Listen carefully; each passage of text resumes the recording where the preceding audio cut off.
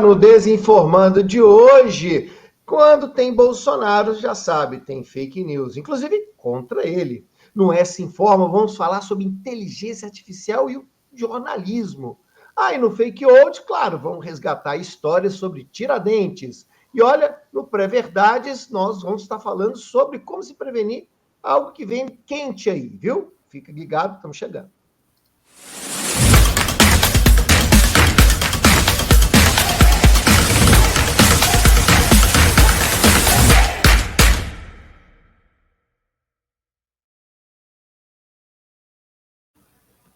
Olá, seja muito bem-vindo. Eu sou o professor Cláudio Magalhães. Do meu lado aqui, o doutorando e grande pesquisador e jornalista Diego de Deus. Aproveite que você está aqui para ficar ligadinho nesse nosso feriadão. Aproveita aí, curte a gente, se cadastra para que você possa estar sempre sendo chamado aí para os novos episódios. Já sabe, toda segunda-feira aqui no canal do YouTube Democracia da Desinformação e também lá nos canais de áudio, tanto no Spotify como no YouTube Music, para que você fique esperto contra a desinformação e ajude também a todos nós brigar contra esse grande mal do século. Você vai ser uma fonte de informação para todo mundo, para você e para todo mundo em volta, tá? E olha, não vamos perder tempo, que hoje o programa está recheado. Solta aí, Diegão.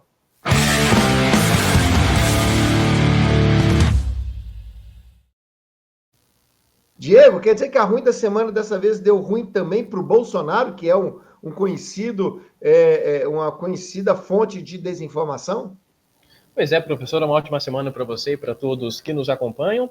Uma teoria da conspiração, professor, aí uma espécie de subproduto da desinformação, que alega que o Bolsonaro teria forjado a cirurgia que ele passou, né, nos últimos dias, na semana passada, para acobertar um suposto plano de fuga do país. Só para a gente poder relembrar, o Bolsonaro tem impedido de sair do Brasil desde o ano passado, quando ele teve o passaporte apreendido a partir daquelas investigações, né, que foram realizadas a partir dele e também ali a partir de algumas medidas que foram tomadas pelo STF. É claro que a gente não precisa ir muito longe para poder entender que isso não passa de uma teoria conspiratória, que somente no TikTok, em poucos dias na semana passada, até na terça-feira da semana passada, já somavam mais de 10 mil curtidas. Isso sem falar das visualizações, que costumam ser maior do que, né, o número de curtidas. Então, basicamente, esse post, ele, né, na verdade, é um vídeo, né, que circulou com todo um argumento lógico por trás, explicando o porquê que essa cirurgia foi realizada. Foi uma cirurgia, né, para desobstrução do intestino, uma cirurgia até caracterizada como emergencial pela equipe médica, mas essa teoria conspiratória ela vai elencando ali vários pontos argumentativos justamente para convencer as pessoas a acreditar esse tipo de informação, né? Que o Bolsonaro, por exemplo, tinha um plano de fugir pelo Rio Grande do Norte, né? E que essa cirurgia, por exemplo, já tinha sido marcada há mais de 2 anos para que ele pudesse ter todo esse plano arquitetado e ser consumado nos últimos dias. Então, aí uma série de informações distorcidas que juntas fizeram algum tipo de sentido e conseguiram levar o sentido de verdade para quem recebeu na última semana, alcançando aí um número significativo de pessoas pelas redes sociais. Diego, pau que bate em Francisco, bate em Chico? Demais. Quando a gente fala de fake news, né, a gente está falando, evidentemente, de uma esteira populista e conservadora muito grande que surgiu ainda na década passada, principalmente com o Donald Trump lá em 2016. E aí é claro que a extrema-direita ela conseguiu compreender melhor de que maneira que a desinformação passa a ser utilizada como repertório político das ações, não somente de políticas nacionais, mas também internacionais. Mas a esquerda, evidentemente, não somente a esquerda, mas também os seus eleitores, conseguiram compreender essa lógica e passaram também a utilizar a desinformação para esse tipo, né, de finalidade. Então, o pau que bate em Chico, com certeza também bate em Francisco nesse caso. E agora vem a inteligência artificial complicando a história toda, né? Solta aí, Diegão.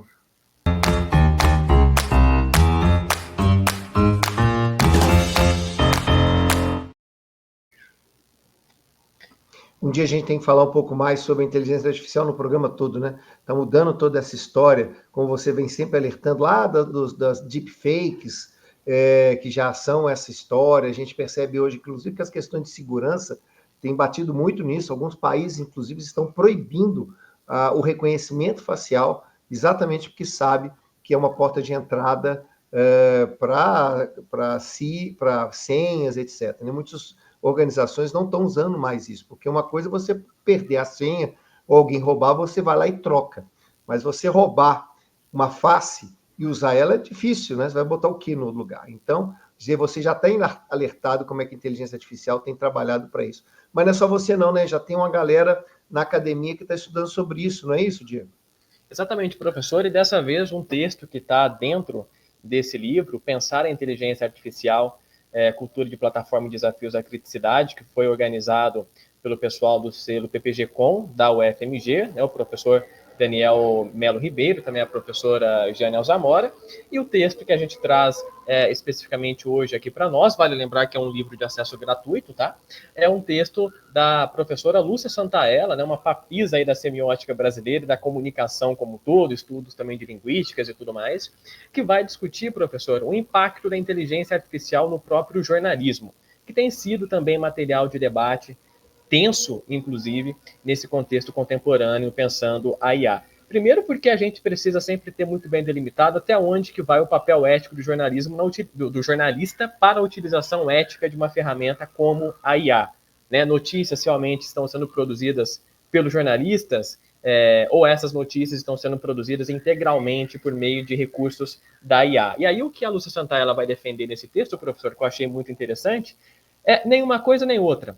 Quer dizer, é claro que o jornalista ele precisa cumprir com o seu dever ético de relatar os fatos, enfim, coisas que já acontecem no atravessar das décadas. A questão é que o jornalista hoje em dia ele também precisa ter capacidades técnicas para utilizar as ferramentas de inteligência artificial para o seu favor, seja para revisar um texto, seja para ter de repente alguma ideia de pauta, alguma coisa nesse sentido. Ou seja, você não vai ter a inteligência artificial, aliás, você não vai estar a favor da inteligência artificial, mas ter a inteligência artificial a seu favor, justamente para conseguir auxiliar no trabalho e obviamente, também maximizar aí várias questões, como tempo e etc. Né? E olha, então você está falando sobre isso, lembrar que outra opção muito legal de livro bacana, além desse que você indicou, vamos falar dele depois, que é o livro também da Dora Kaufman, agora está aparecendo ali espelhado, mas é Desmistificando a Inteligência Artificial. E ela cita alguém dizendo, que eu não vou me lembrar aqui o nome, mas ela diz que o maior perigo da inteligência artificial não é ela tomar o nosso lugar. Uhum. O maior perigo da inteligência artificial é a gente acreditar que ela está tomando o nosso lugar. Porque se a gente acredita nisso, a gente deixa para ela as tomadas de decisão, quando na realidade as decisões devem ser nossas. Uhum. Então, essa história, esse texto é muito interessante. Aliás, tudo que nós somos fãs, né, da Lúcia Santaella, então qualquer coisa que ela escrever, nós estamos aqui babando. Mas é certo isso. Achar que, por exemplo, não vai ter jornalista em inteligência artificial é uma bobagem. Como não existe mais fotografia sem Photoshop, não existe mais diagramação sem software gráficos, assim também não vai existir mais jornalismo sem inteligência artificial. O que a gente precisa entender é onde que entra a ética sobre isso. Tanto na pessoa, a quantidade do que ela escreve que é dela, o quanto que ela utilizou das informações lá da base da inteligência artificial, mas também de onde que essa base dessa inteligência artificial tirou do jornalismo que a precedeu e que a abasteceu. Sim, a gente já tem casos no mundo todo, inclusive na Austrália, acho que é o principal todo, né, que a gente consegue lembrar, que é mais, digamos, vultoso, que aparece mais, que é o Google e outros buscadores pagando ao jornalismo pelas informações para que possa colocar no seu site de busca. É o correto a ser feito, né? E eu estava lembrando isso outro dia com os meus alunos. Não, mas isso deve ser muito difícil. Difícil não deve ser, porque o ECAD já faz isso há muito tempo, né? Vendo quais as músicas que tocam em todas as rádios, fazendo lá os seus cálculos, né? Suas metodologias para pagar os autores das músicas. Ora, se isso foi feito numa época que não tinha computador, que era basicamente as pessoas escutando, as rádios informando que música tocava, imagina agora que a própria inteligência artificial pode ajudar nesse tipo de planificação e de remuneração. Então, lembrar, a inteligência artificial, ela não tira nada de lugar nenhum, né? Ela tira, basicamente, de fontes de informações, e um bocado dessas fontes de informações são de jornalistas, E, por outro lado, você vai ter os jornalistas que vão usar a inteligência artificial para isso tudo que você falou, para fazer pauta, para poder desenvolver melhor o seu texto, desenvolver mais rapidamente o seu texto, para que possa oferecer e checar as notícias, né? Vou ter mais fontes para poder checar. E aí nós estamos exatamente nesse momento, até onde que fica a ética, né? Onde que se cruza essa história. Tem muita coisa interessante para a gente discutir aqui ao longo, e é bom saber que a Lúcia Santaella vai estar aí nos iluminando, sendo um farol para a gente descobrir isso também. É isso? Olha, você estava falando, não, nós podemos esquecer que hoje é feriado, mas é feriado de Tiradentes, né? Só Páscoa, não, Tiradentes. E aí a Fake Old é homenagem a isso. Toca aí.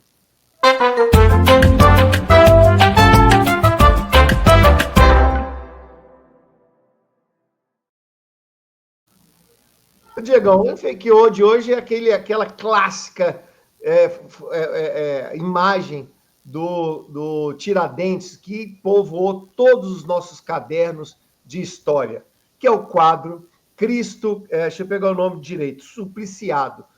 Ficou muito mais famoso como Tiradentes Supliciado. Ficou muito mais famoso como Tiradentes Esquartejado, mas o nome correto é isso. E eu fiz aqui um ato falho, falando, né, de Cristo supliciado, porque tem a ver, viu, pessoal? Porque, na realidade, essa imagem, que é muito conhecida, estava lá nos cadernos, é óbvio que é uma grande fake old. Sim, fato, o Tiradentes foi enforcado e ele foi esquartejado, para que cada pedaço fosse levado a partes diferentes, ali principalmente de Minas Gerais, para que se visse como um alerta para outros insurgentes que eventualmente pudesse ter ali contra a coroa, ou no caso ali, contra o Império. Então, você depois, né? Contra os portugueses em geral, gente. Então, você tem um pouco essa imagem como se isso aconteceu. Bom, a gente sabe que ela está longe de ter acontecido dessa maneira. Primeiro, porque provavelmente Tiradentes foi enforcado totalmente sem pelos, tanto na cabeça quanto na barba, era um costume lá dos condenados. Segundo, você vai ver lá no quadro, aqui ele não aparece inteiramente, mas ele é aberto, ele vai ter ali umas casinhas que simulam que se fosse Ouro Preto, mas ele não foi enforcado em Ouro Preto, foi enforcado no Rio de Janeiro, né? E esse quadro, na realidade, e eu estou aqui falando um texto que o Diego vai colocar aí também, né? Algumas referências históricas, dizendo que, por exemplo, né? E por que esse quadro ele se parece com isso? Ele tem essa aparência. Pedro Américo, que era o pintor, então, da ocasião, ele era um pintor muito ligado às questões do Império. E aí ele caiu um pouco, né, em a sua fama ali, ele quis pintar um quadro para a nova República, tanto que esse quadro é de 1893. Um pouco lá para tentar voltar a ter relevância ali também. E aí, só que ele fez parecido ali das referências que ele tem ao Cristo, né? Principalmente ao Cristo de Miguel Ângelo, lá no quadro Pietà. Mas também outras referências, o sepultamento de Cristo, de Caravaggio, e também a morte de Marat, que não tem nada a ver com Cristo, né? Mas que é do Jacques Louis David, que também tem um pouco essas referências. Portanto, é uma obra artística inspirada em outras obras ali também, tá ok? Então, tem pouquíssimo a ver com a realidade do que realmente aconteceu. Ele vai ser usado pela ditadura nos livros didáticos para que causa mesmo um certo terror, assim, um tipo assim, olha, o que acontece com o sujeito que é rebelde, aquele que quer fazer alguma coisa, tem um pouco essa teoria também de que o militar vai usar para poder ratificar, e lembrar que Tiradentes também é um projeto da Nova República, de ter um herói ali martirizado, que não fosse assim tão violento como foram das outras revoluções. Então tem toda uma série ali para mostrar que esse quadro tem muito mais arte do que propriamente realidade. Diego, estamos chegando ao final e temos hoje, você estava falando da nossa papisa, né, a Santaella. Vamos lembrar, hoje, né, também aconteceu a morte do Papa e a gente tem que ficar esperto.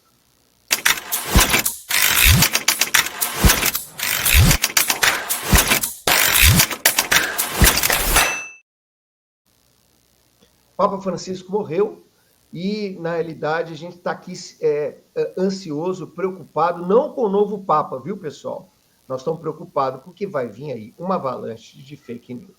Como é que é isso, Diego? O que você pode nos orientar a gente não ser enganado? Até porque o Papa Francisco, né, professor, ele era muito midiático, né? As pessoas gostavam muito dele, ele tinha um apelo midiático muito grande, que coloca a imagem dele numa esfera pública muito considerável. Ele, inclusive, foi vítima já de diversas informações falsas. Teve aquela imagem em 2023 dele usando um casaco puffer, daqueles bem grandão, que foi gerado por inteligência artificial, uma das primeiras imagens geradas por IA que foram compartilhadas e muitas pessoas acreditaram. Então, assim, o fato de ser o Papa, e principalmente o fato de ser o Papa Francisco, coloca em xeque a possibilidade de uma enxurrada de desinformação realmente nos próximos dias. Como a gente já notou no dia de hoje, às 3 horas da tarde, pelo horário de Brasília, o Vaticano confirmou que a causa da morte do Papa foi um AVC. Só que nesse meandro, muitos boatos de supostas outras causas de morte também já foram discutidas, como também possíveis novos papas que virão a assumir o posto, né? Então, assim, eu já vi gente comentando que deve ser um africano, que deve ser um asiático. E, assim, não há possibilidade da gente fazer esse tipo de dedução, por mais que especialista seja a pessoa que for falar aquilo. E nesse momento a gente sabe, surge especialista para tudo, principalmente para a morte do Papa Francisco. Quando a gente está falando de uma coisa tão importante como é a Igreja Católica, é muito importante a gente saber que eles não vão tomar nenhuma decisão por impulso, que eles não vão ser infantis ao ponto de vazar informações, por exemplo. Portanto, basta ver o filme Conclave, né? O filme Conclave lá do Netflix concorreu ao Oscar. Cara, descreve isso direitinho. Que realmente o imponderado também está muito ali dentro do Vaticano. Muito. Então, assim, fontes oficiais de informação. Se possível, fontes diretamente do Vaticano realmente, porque vai dar muito pano para manga realmente até a escolha de um novo Papa, que, enfim, pode levar até dias ou semanas para que essa decisão seja tomada efetivamente. E não ir nas frases, você bate muito aqui, e não ir nas frases chamativas. Descobriu que é o novo Papa, uma nova teoria sobre a morte do Papa, Papa assassinado, tudo isso já pode saber que não usa o dedinho nervoso para replicar. Nem para clicar, inclusive, nem para compartilhar e nem para clicar nesse caso. É isso aí, pessoal. Bom, provavelmente a ruim da semana, na semana que vem, deve ser uma do Papa, por mais que a gente alerte aqui. E a gente se vê semana que vem. Um abraço, pessoal. Valeu, pessoal. Até a próxima.